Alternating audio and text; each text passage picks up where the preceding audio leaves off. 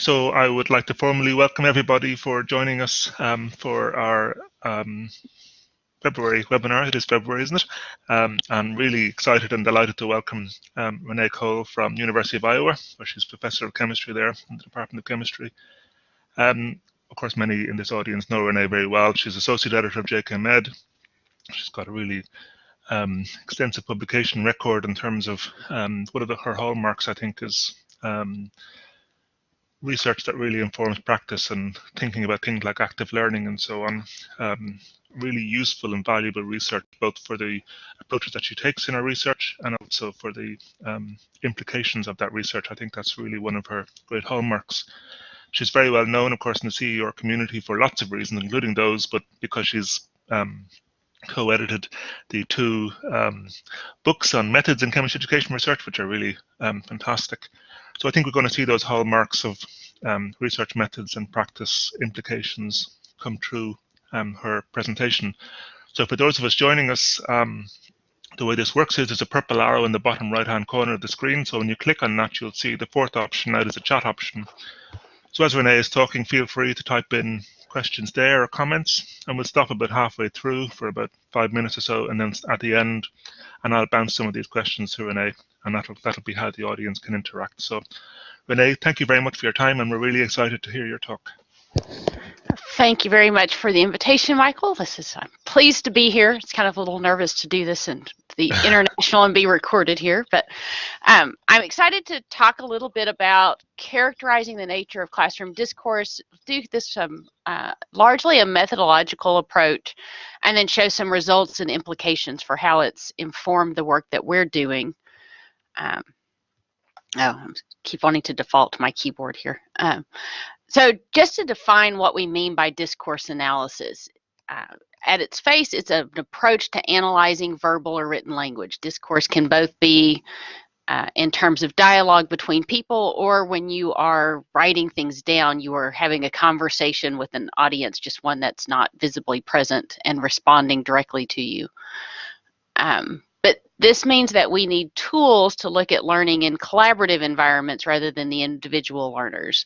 That if we want to look at how students build ideas as they interact with each other and with the professor, it takes a different approach than just looking at surveys or quizzes or exams, which has typically been the traditional approach that we've used in education research to understand student thinking and how they build ideas, has either been through interviews or by having students complete various exams or tests of their knowledge. And if we think about what we mean by discourse, what you see frequently in the literature is that you have what's known as little d discourse and big D discourse. So little d discourse is just language in use, that the everyday way that people talk to each other is discourse, that's just what that conversation is. Big D discourse gets at a bigger picture kind of thing, where you're not only looking at the language that's being used, but you think about the factors that influences, so the attitudes, beliefs, values, ways of thinking that people use, as well as the socially constructed identities of the participants. And this comes into play in classrooms when you look at who has a voice, who doesn't, the ways in which people interact, the language that they use, building classroom norms or the social norms that bear out to play, and thinking about ways from an instructor point of view that you can influence those if you're trying to create a certain kind of practice or ways of thinking. And G does a nice job of introducing all of this in some textbooks that he has written. If we think about why do discourse analysis, it allows us to answer different types of questions, which is how I ended up playing in this space. That as we look at active learning environments, getting students to interact and engage in more meaningful learning experiences, we need other ways to document what's happening. We know in some of the work that's been done in recent years that classroom facilitation plays a big difference in how pedagogies impact students, that using the same curricular materials can have different outcomes depending on how the instructor interacts with students or how the students interact with each other. And so looking at documenting how things are going, what those interactions are, and the interplay between those interactions and student learning outcomes can become really important to understand how do we best implement, particularly when we look at the studies that go active learning is a good thing for all students, but we know that some students benefit more than others, and we know that there are some implementations that haven't had the same outcomes as others, and it gives us another way to look at why are there differences in outcomes if people are using the same pedagogy, at least at its face. And so if we then think about the nature of the questions in that framework, you can have a lot of different foci for this, is that I can look at student discourse through a lens of wanting to know how they develop knowledge. I can look at it in order to determine better ways to facilitate classroom interactions, or identify what types of actions lead to particular responses or outcomes.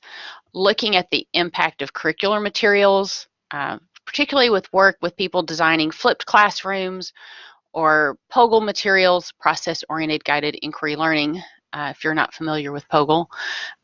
Problem-based learning, there's a whole range of active learning pedagogies that looking at how those are designed and are they promoting the kinds of behaviors that are intended takes a different kind of analysis. And then looking at group interactions. There's certainly a lot of interest as we promote collaborative learning teams, looking at any of the employment surveys, that students' ability to work effectively with others, to engage in productive discourse with other people is a skill that's valued, and looking at what are those dynamics and how can we promote more productive interactions become all questions that we can address with using discourse analysis.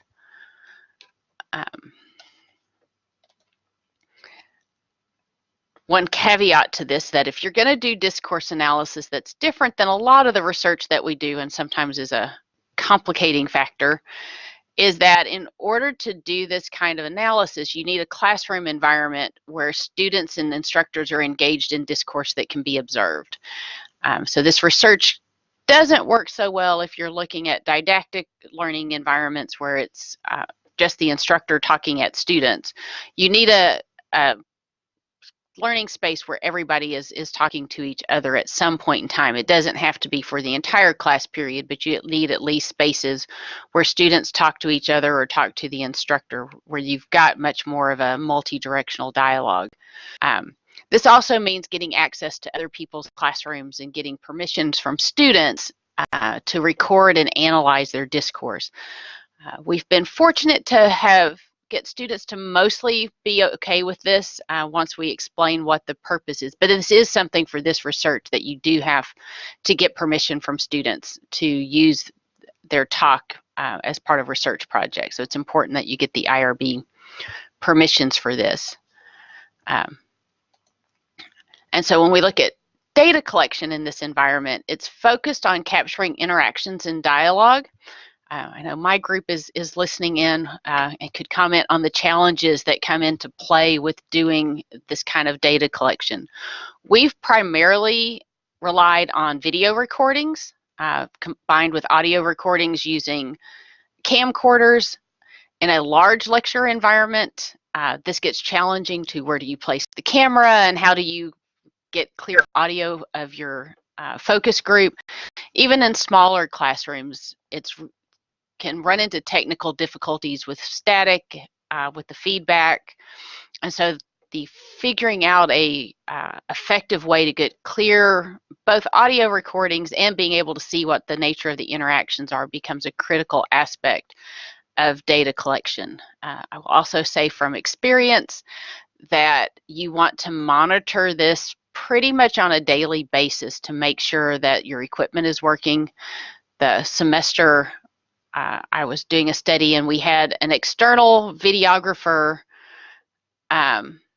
collecting data, and so I trusted that they were getting all good things, and then discovered that they had not captured our small group audio at all. We just had the whole class audio.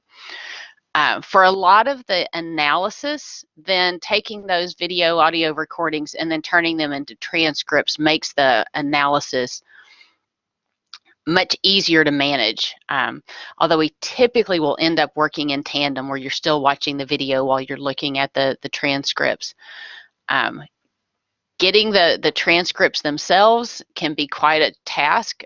There are services that you can hire if you have the means. They're really inexpensive ones that work well for interviews. For classroom dialogue, not so much. Having lots of people talking at one time tends to break the auto voice recognition kinds of transcription services. I think we have burned out more than one transcriptionist when we've hired this out. One resource that my graduate students have done that's kind of an interesting read if you are new to transcription is How I Stopped Dreading and Learned to Love Transcription. And I will paste that in the chat room, which is talking about a novice researcher and how this came to be switched from viewing it as a chore to being much more of a first pass of analysis. But there's various references and different ways to do transcription. And the work that we've done, we typically just do the words. You can do very much more elaborate where you're looking at intonation, pauses, much more detailed kinds of things. And then the last bit that we use is students' written work, that they're communicating with each other and with the course instructors through their written work that they submit.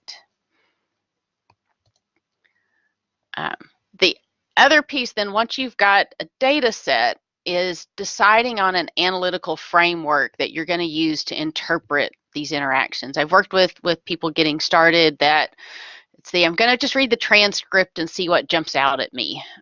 That's not a very efficient approach, that if you don't know what your question is and what types of things that you're looking for, you can be overwhelmed by the amount of data that you've got. So you have to have a focus to look at what types of interactions you're going to zero in on. Most of the ones in the literature are based on sociocultural perspectives of learning, that you're looking at how interactions build students' understanding. And you can start with open coding, and this is just where you're looking at themes related to a particular topic, and then keep revising those themes as you analyze more data, that you go back in an iterative cycle. For some of the work that we've been doing, we've done a number of more structured things. So we've done Toulmin, and I'll show you some examples of that specifically after the break, actually before the break. And that's a way that we were interested in looking at argumentation. And so Toulmin provides a framework for arguments. There are other frameworks for arguments, but for coding, this one was really pretty clean to be able to look at what students were saying and how they were building thinking. Inquiry-oriented discursive moves was one that we ran across from the mathematics community, where it's really looking at what instructors are doing to promote an inquiry-oriented learning environment.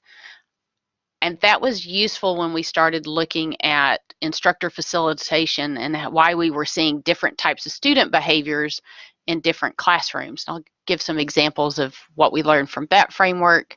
Some others, chemical thinking is a way to look at modes of reasoning. You can apply that to the arguments, or you could do it to broader discourse as well. And then recently, we've started looking more at discourse moves, what are the ways and patterns of interaction beyond just the types of thinking that they're doing. And so one of the things that has come out with the work that we've done too is that you can often enhance your understanding by coordinating frameworks, that different frameworks are going to answer different questions. And when we start combining them, you can get some broader insights or deeper insights into what's going on in your learning environments. So we had looked at discursive moves, and then we can connect that to the conceptual trajectory of classroom discussion. So how are students building ideas, and how's that related to what the instructor is doing? We can look at the nature of student arguments or their modes of reasoning and look at how we can coordinate that to the nature of their classroom interactions. So a number of these, we've explored ways to get a better understanding of the learning environments and how to promote the kinds of discourse and interactions that are desirable for the learning outcomes that we've identified. So if we talk through a few of these frameworks that we've done in our research, where I started with this was really in the Toulmin Model. Toulmin came out of law, but the basic structure of an argument should look familiar to any scientist. That we're focused on making a claim. So this is the conclusion that you've come to from data. So everything in science is supposed to be based on data or evidence, and then the reasoning that explains how that set of data led you to that conclusion. We can have more sophisticated arguments that have qualifiers that they're true under particular conditions. You can have rebuttals if you have dialogue where somebody can challenge somebody else's thinking, and it can challenge any part of the argument, the data, the claim, or the warrant. And then backing would be further elaboration for why that reasoning has authority. So you're appealing to more of the standard practices and knowledge of the community. In student work, we see very little backings that we're usually happy if we can get a complete argument. But this was a way to look at student discourse and looking at their reasoning. Obviously, this is a goal for much of science instruction, is that we want students to be able to generate explanations and understanding of phenomenon. And so the way the process of this would work is you've got a transcript of whole class discussion, small group work. This is where in our transcripts, we will mark where the whole class begins, and then when it transitions into small group work, because we also wanted to coordinate those different pieces of course. You can do this on paper. We transition to iPad so that you don't have to have reams and reams of paper. A 50-minute class session, we would end up with about a 30-page transcript. And then it was highlighting and coding the text. My students have gotten to where we've been using qualitative software like NVivo or Atlas to do this, that helps you keep track and coordinate these a little easier than doing it on paper. But you can do it either way. So you'd go through, analyze all of this.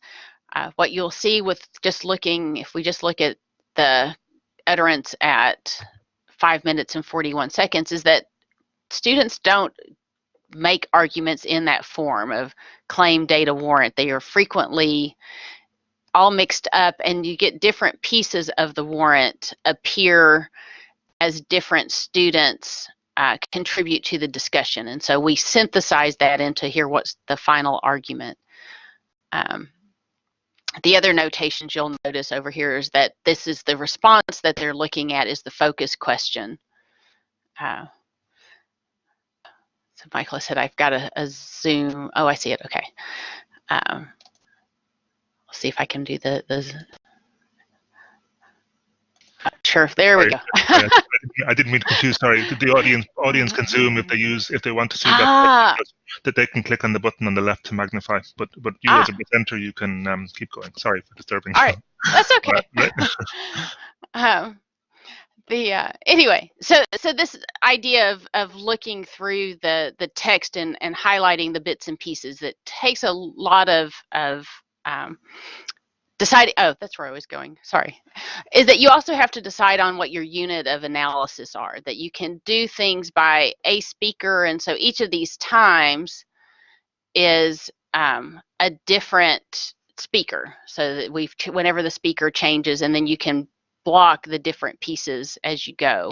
But that's something that you have to decide, is how you're going to define what the unit is. Is it each person speaking? Is it a phrase?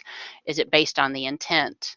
And so if we look at the final output of an argument, we would take all of that discussion and then put it into something that looks much, much tidier than what students actually do in conversation, where we can have what the claim is, we have the data, and then we have the student reasoning present. for some of the work that we did, what then happened is that these argumentation logs became the next unit of analysis, that we could use those to compare over time and look at how students built ideas, how their ideas changed, look at the types of reasoning that was present in their arguments. And that goes along with using multiple frames of reference. And so we could answer different questions based on just what questions tended to promote argumentation, or what aspects of the learning environment promoted argumentation, where we just looked at arguments, or we could analyze the arguments themselves for more details. And this is where then you start looking at insights into what's going on in the classroom, that we can see what's going on in terms of interactions and contributions. And so in the map that's shown here, we were looking at arguments in a physical chemistry classroom where they were discussing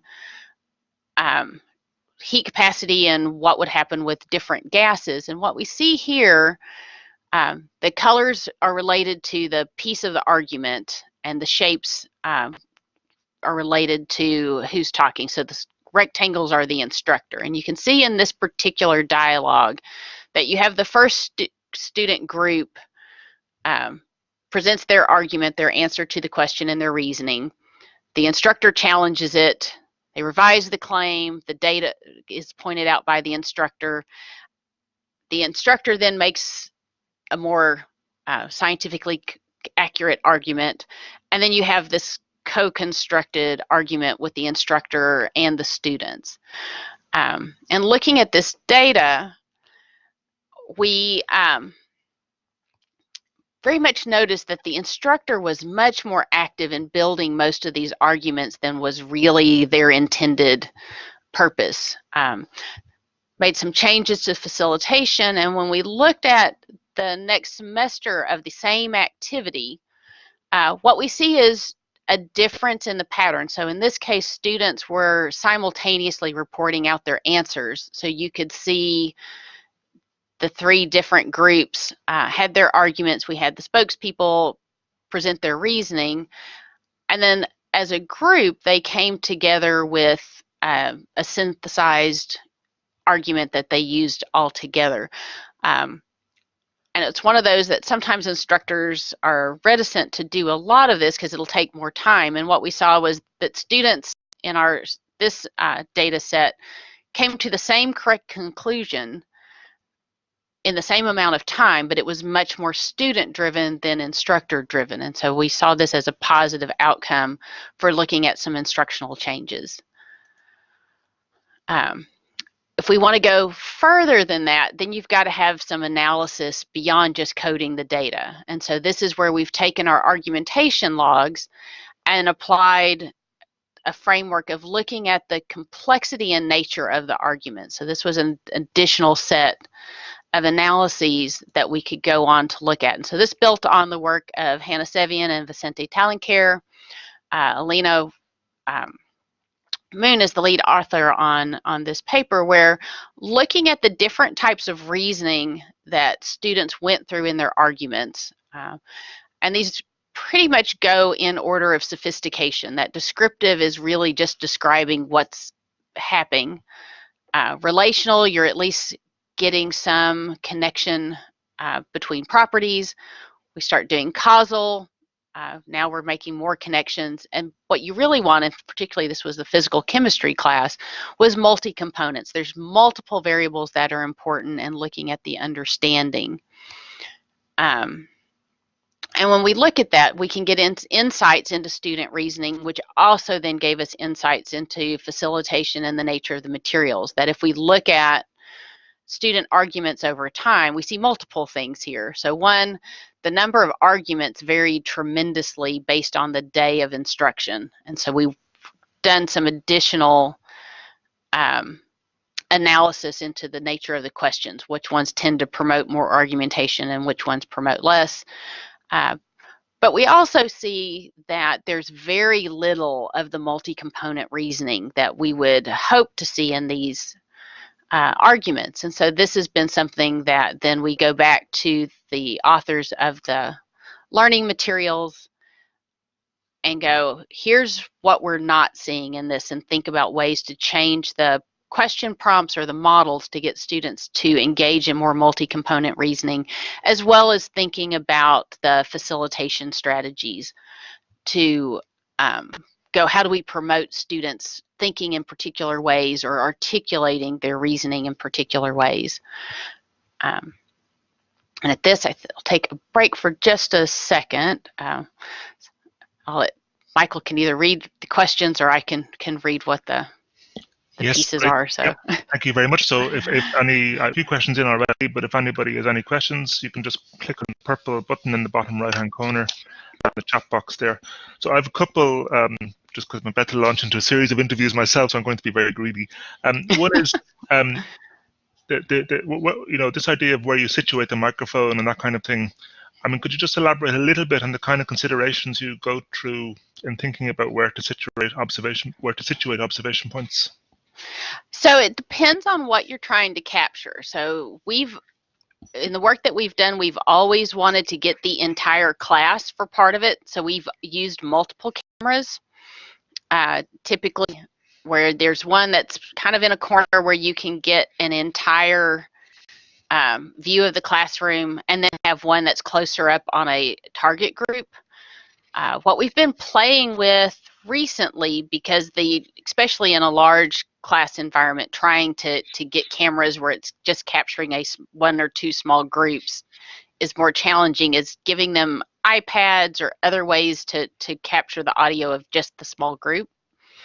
One of my current graduate students that's been most of her task for the last 2 weeks, is she keeps playing with the position of the cameras to make sure she can get as much of the groups as possible. I'll skip the Gwen's question because that was going to be my second question. That is, what happens if one person in the class says, not for me, sorry. I mean, I assume you just cut that out of the analysis, is it or how does that work? Yeah, so for whole class discussion, the students aren't identified in any way, that you're just capturing general conversation, and so that's not been a problem. I will say that depending on your institution, the preferences of the IRB can vary tremendously. That some sites, you have to basically divide the room into fractions, where the people who've consented sit on one side and that's where the camera is, and the people who haven't sit on the other side. At Iowa, they see that as identifying participants. Okay. So their preference is that you just record everybody, and for our small groups, we make sure that all of the students in that group consent, because it wouldn't be worthwhile to capture all of their dialogue if you then can't use it for research purposes. But with the whole class, that part has been less problematic. You just make sure we check, and if they've are identified and they have not consented, then we don't include them in the broader data set. You've been talking a little bit, obviously, about discourse and between students, but Naomi asked, did you ever follow one student and see how their pattern of argumentation evolves? Oh, we have not done that yet. We've started doing that a little bit with some of the data that I will show shortly, where we're trying to track what they do in lecture versus discussion versus the arguments that they write in exam papers. But we haven't followed a particular student. We've looked at groups, but not a particular student. Yeah. I think maybe I'll just take one more, which is the Miami CEO, I don't know if you can read it there. How do you determine intent behind nonverbal discourse moves? So I think you mentioned this idea of you're just tracking the spoken word initially. So that's mostly we have, and this becomes somewhat the subjectivity of that if you don't have any discourse that follows it, then we would tend to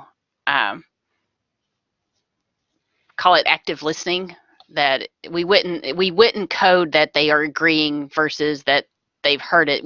And I think that's one of the things that you have to be really careful with in this kind of analysis, is sticking to what is clearly evident, and why you always have multiple raters who are doing the analysis to check back and forth. to make sure that it's not what you think they mean, but it's limited to what they actually said. And that can be challenging at times. But yeah, you have to kind of stick to what's clear evidence, not what you think it might be. Yeah. All right. I think we'll pause questions there. People can feel free to keep typing in questions, but I'll let you resume, Renee, and we'll pick it up later on. Thank you. Okay. So then connecting beyond what we started with, just kind of how do we characterize the discourse, one of the things that we moved into was then looking at representational levels. And so this is another way that you can code the discourse or code reasoning, where we were looking at the different aspects of Johnstone's triangle. So are students thinking at a macroscopic level? Are they working at a symbolic level or a submicroscopic level? And so we could code both materials. We could code the student discourse. So this is where I'm going to give you a minute to do your own coding. So when we look at this argument, this was an argument provided by students, and all of the student names here are pseudonyms, that we replace all of the names with something that masks them. So thinking about Johnstone's triangle, I'll let you think. This is where, not being live, I can't see get you to vote, but so if you look at our coding of this, we've done all of this at the symbolic level. And we see this very frequently, both in freshman chemistry and in the upper level physical chemistry courses, is that if students are doing calculations, they tend to focus just on the procedural math pieces, that they don't go, what does this mean? They don't look at the bigger picture. And so we see in their small group, they're just doing math. They're manipulating equations. And this then becomes the shift when we look at the role of the instructor in these and providing some whole class facilitation. So if we look at this in the whole class discussion, we can do the same thing. So I'll give you a minute to think about how you would assign levels to each of these statements.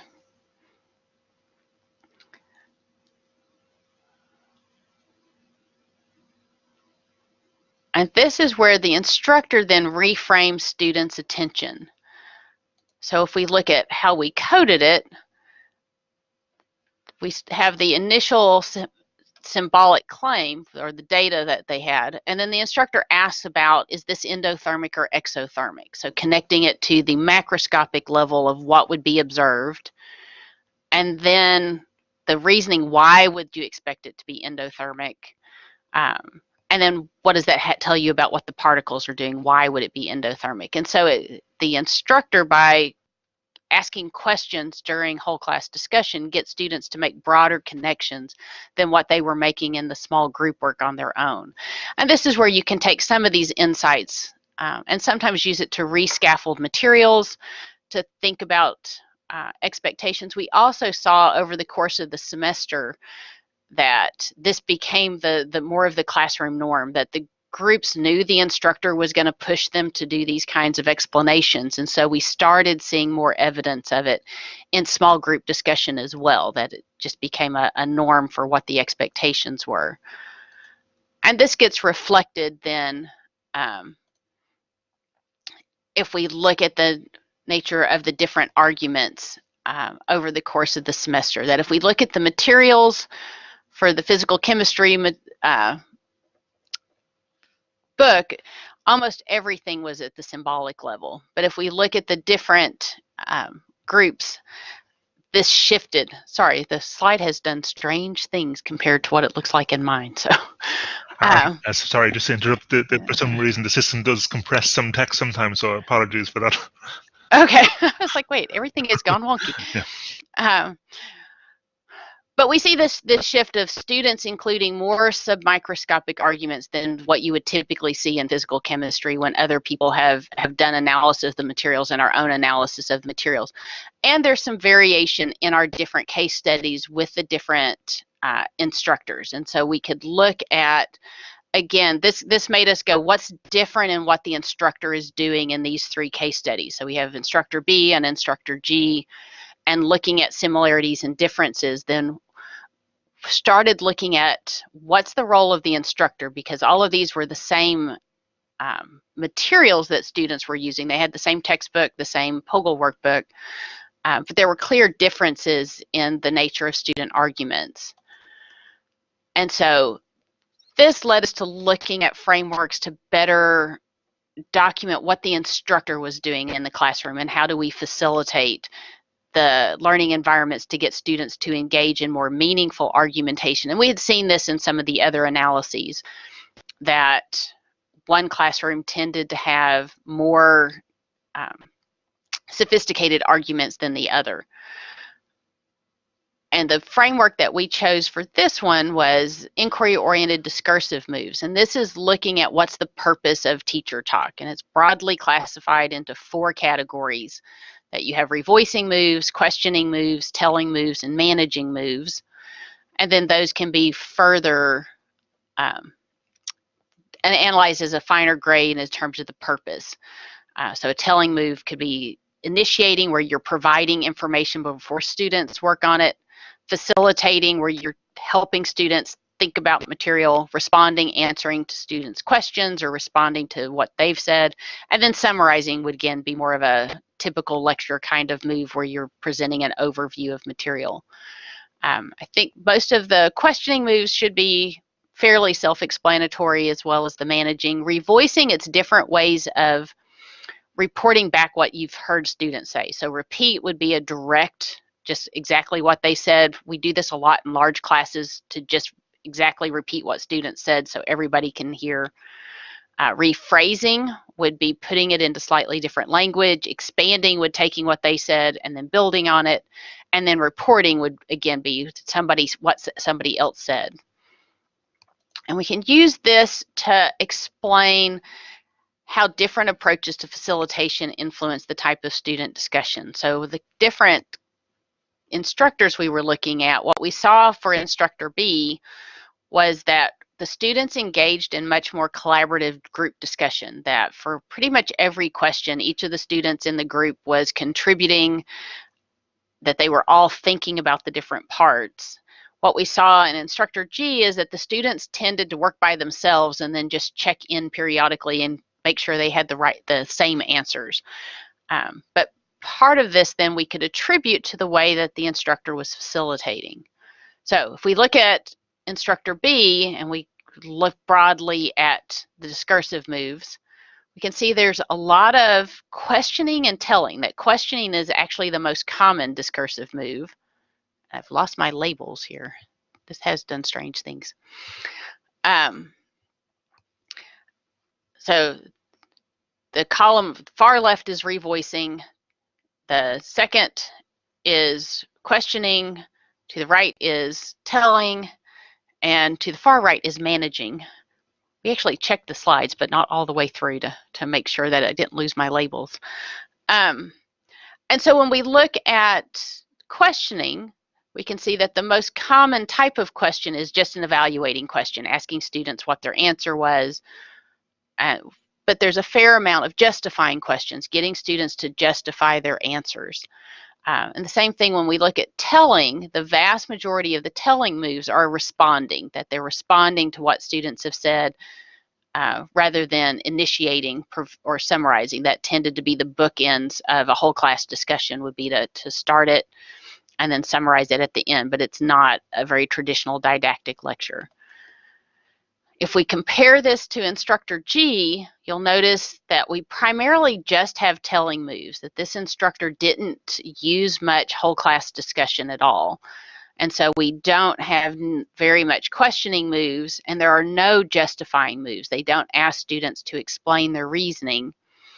And here we see a lot more telling, initiating moves than we did with instructor B, although there's still a significant amount of responding. And so these very different patterns from the instructor gives us insights into what things an instructor can do that are more likely to lead to students engaging in the type of discourse that these instructors were valuing. And if we look at this more deeply with what the instructor patterns are and what we would recommend if an instructor is wanting to do this is this idea of asking a justifying question, responding, and then expanding on it to move the student's ideas into more scientifically accepted language and pieces. It also tended, what we saw was this way of helping students connect in levels. And so when you had these types of patterns, you would see more of the connections between macroscopic, symbolic, and the submicroscopic. So this is something, and we've seen it repeatedly and in some connected with other literature to say that this type of discourse pattern can be helpful, and it gets the students involved in the thinking process. It's not just the instructor saying it, but the students are building it as well. So asking them to explain puts value on those explanations and helps students in reflecting whether they've built strong explanations or not.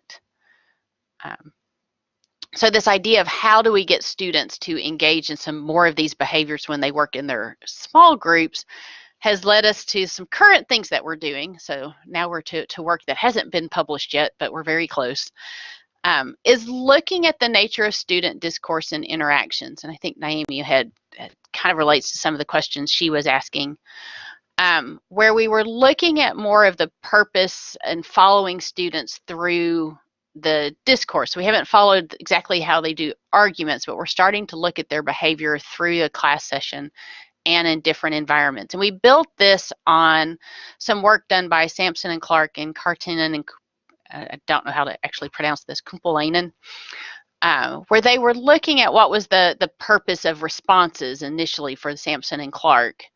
And Kartinen and Kumpulainen had done, again, looking at what's the point. Were they initiating? Are they continuing, extending, looking at student conversation, and how do we move things forward? When we started coding our student interactions, these didn't quite answer the questions that we had with looking at the purpose of some of those. We wanted a little bit finer grain. So Marika has been working on refining this, and if we look at the on-task behaviors is where we've started, is what's the primary intent of what the student is saying? Are they initiating, working through a particular problem? Is it contributing to discussion? Unlike some of the other groups, we've added questioning as a specific category, and this came somewhat out of the work that we had done with inquiry-oriented discursive moves, that questioning plays a role in supporting student reasoning and pushing for explanations and constructing arguments that we don't see if it's just responding. So we wanted to call that out specifically. Looking at concluding, do the groups reach a consensus conclusion? And again, we had seen a lack of that in some of the work we had done. And then the place for commenting, where it's just sort of the interactions as well as managing moves. Are they managing the group interactions?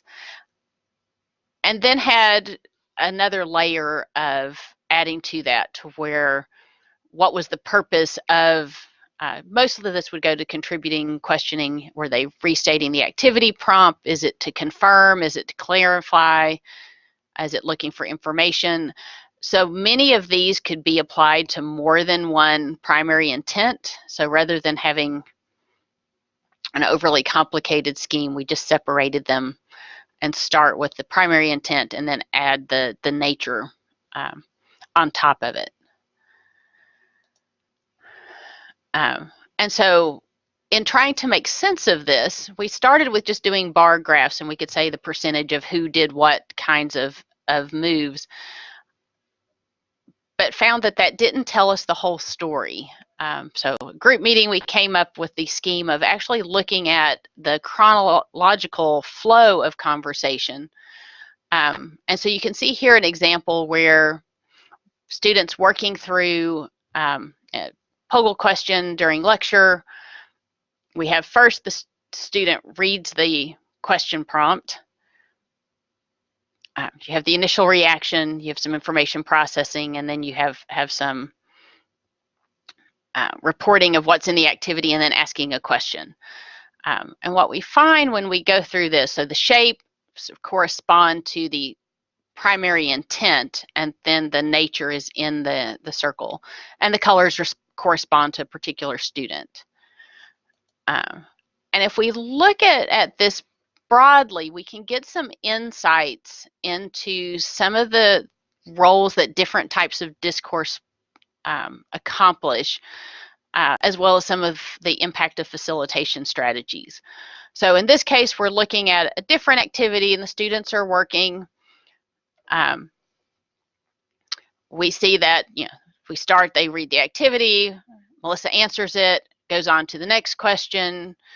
She reads the prompt, asks a question, Ashley gives an answer, Melissa agrees, they go on, and then we get down a couple minutes later and Emma asks a question that goes back to the original claim. So she's clearly been pondering while the other two were just kind of working through the material.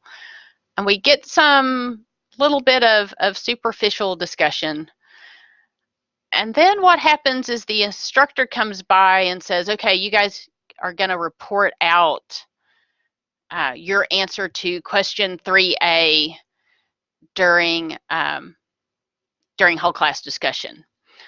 And all of a sudden, we get a very different type of dialogue where there's a lot more questioning, there's a lot more reasoning present, that they're pushing each other to make sure that they have a right answer and they understand how they got that answer. And we see this pattern in other instances as well, both in discussion and in the lecture, that if the group knows that they're going to have to report out their answer, they're much more likely to engage in this reasoning behavior and pushing each other, because you can see all three of them are now asking clarifying questions to make sure they understand. So I guess, and so this has been a place where we're focusing now, and also as a way to think about how do we help students understand what productive discourse looks like and what the role of the different things are, that asking questions is really important, that this helps everybody clarify their thinking and develop better understanding.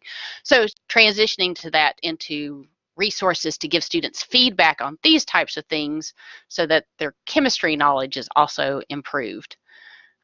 And thinking then about the end piece of this and doing it, I've alluded to the fact that one of the things that comes up with this kind of analysis are the issues of reliability and trustworthiness, is that people have to have confidence that your application of your coding scheme was consistent across data sets, and that it actually reflects what students were doing or what instructors were doing. And this is why we do iterator reliability, have multiple coders, and make sure there's a consensus. Triangulation can also help, where you're looking at multiple pieces of data and making sure you're getting similar story from multiple pieces. Persistent observation, again, goes that it's not a one-off. And we see this in our data, that students might just have a bad day. And if you were going to characterize all of their discourse on a single day, that's not fair. We've seen this with doing faculty observations, some of the work that Marilyn Staines has been doing, where it takes about 4 observations before you can reliably say you have captured the different types of instructional styles of a faculty member. And then doing some member checks. Some of the things that we've done where we've characterized student behaviors is then ask them, does this seem fair? Is this an accurate representation? Other things is that there are limitations that goes into this kind of work, is that if you're doing really close discourse analysis in the way that we've done this with transcripts, is that I can't do every single group in my classroom. So we pick target groups where students are interacting more productively, which means it's harder to generalize, that you need multiple instantiations to see the same types of patterns repeating to have some confidence that you can generalize the material, which is not to say this isn't valuable or meaningful. It's just being careful about what your conclusions are from those pieces of work. But the things that you can learn, this is kind of my favorite pieces of the work that I do, is that we can learn how students develop ideas, or in some of the things that we've been doing, how they don't develop ideas. By listening to the ways that they talk about different material, you can learn the normative ways of reasoning, and this is part of what we saw in the physical chemistry class, is that through the semester, certain patterns became normative because of the expectations of the instructor. We can look at their ability to engage in argumentation and look at doing interventions and seeing how it changes the types of argumentation that students would engage in. We've done some work with looking at facilitation strategies, and I think this has potential for some meaningful impact when we do faculty professional development. That a lot of times we go, oh, here's how to flip your classroom, or here's how to do problem-based learning, like it's just give them the materials and it will magically happen. And we haven't done enough work in what does the instructor do to make things go in the way that it's intended. Looking at the student practice and the structure of materials, looking at the nature of talk during different activities. What does it look like in lab or with various topics? We've seen some of this in physical chemistry when it's more conceptual versus very mathematical. The level of abstraction can change the way that students talk about materials. And so this is all things that we're playing with. I'm encouraged to see more people looking at discourse analysis and extending our understanding of what students understand and how we can design better learning environments and materials to support students in this kind of meaningful learning where they're actually explaining ideas and have a deeper understanding.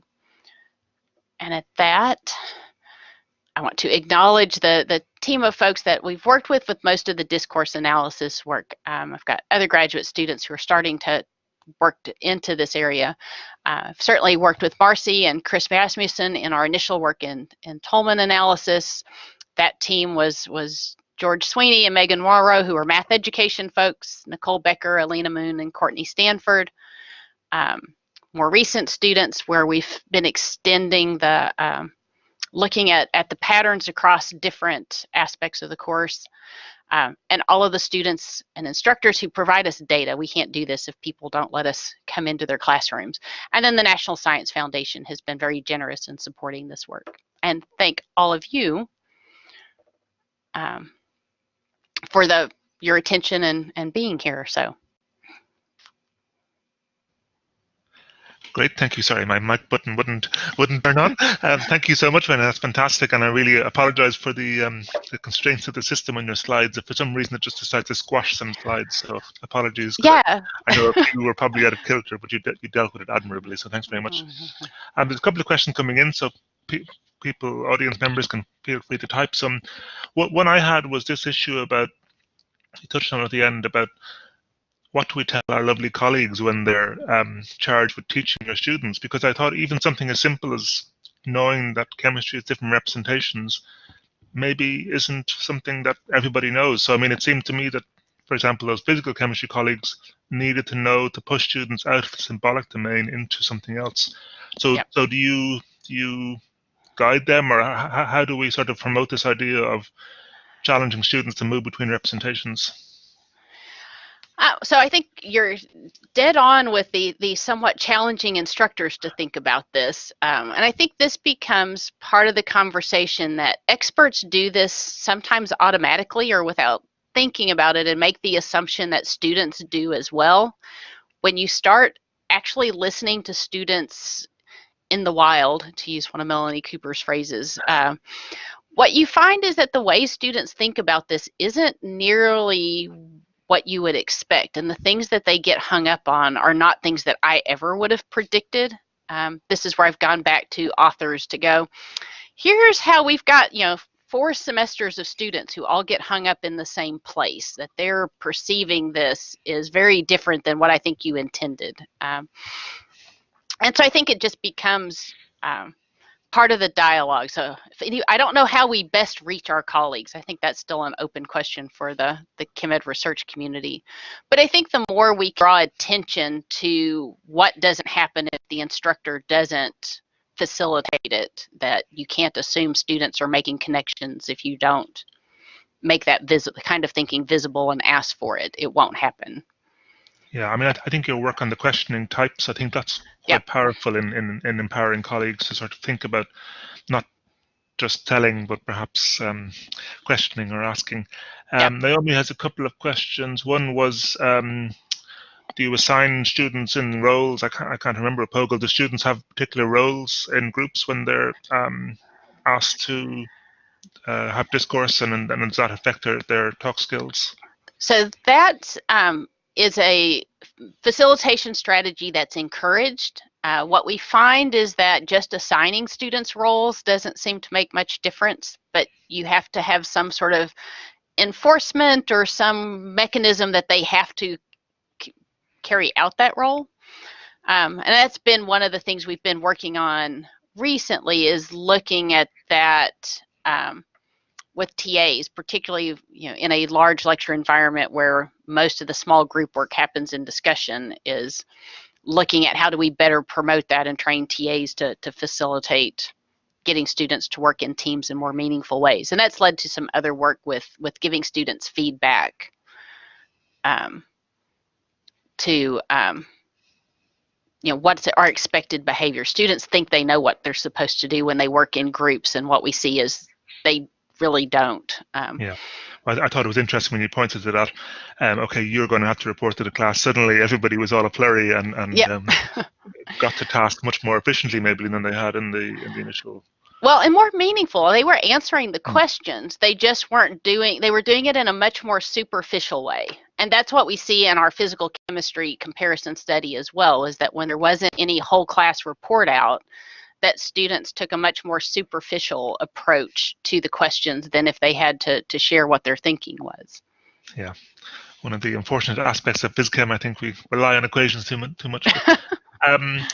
So actually that brings me on to Naomi's other question, which is, do different areas of chemistry have different talk patterns? Is this work mostly done in phys chem, or do you know about other areas of chemistry?